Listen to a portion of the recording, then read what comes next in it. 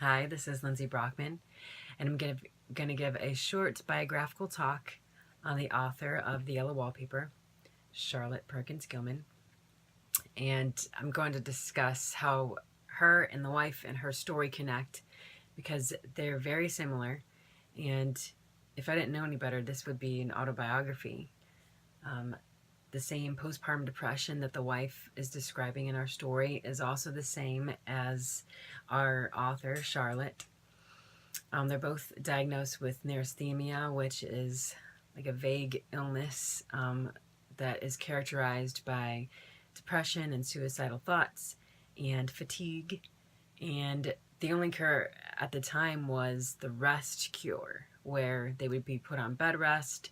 They'd be given, 2-3 hours intellectual time.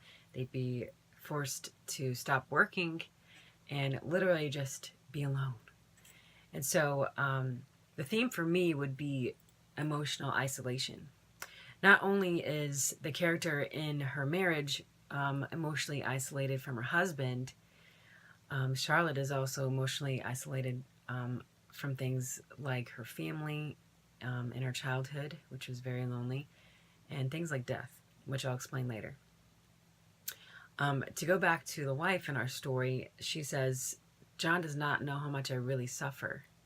He knows there is no reason to suffer, and so that satisfies him. That's all kinds of wrong.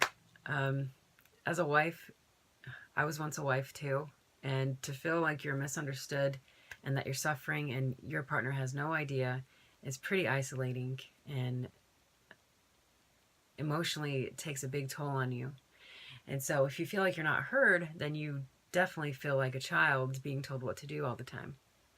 So with Charlotte, her upbringing was definitely emotionally isolating. She was a child with a single mom and a brother.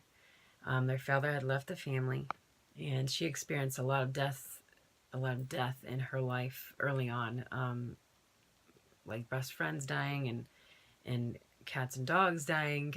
She experimented with chloroform, which would later be her undoing too.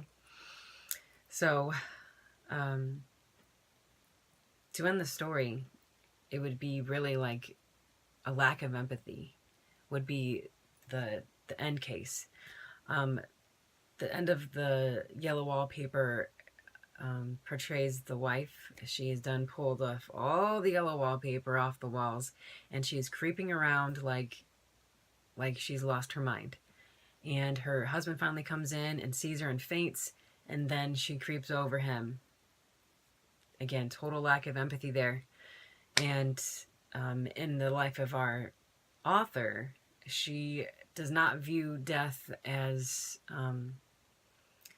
scary or something, or life to be maybe valued. She kind of has a lack of empathy, and like it's an event that happens, and I'm going to go ahead and plan my own suicide and not suffer through cancer like her mother did.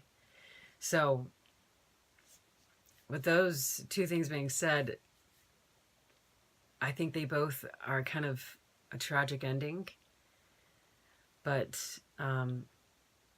I think they poke at mental illness and mental disorders, which need to be brought to light. And I'm so thankful she wrote this, because I'm sure it touched a lot of people, and I'm sure it touched the medical community too, because like you tell us, Professor, stories have an impact. Whether they're fiction or not, they still have some truth element to it, and they make they have influence.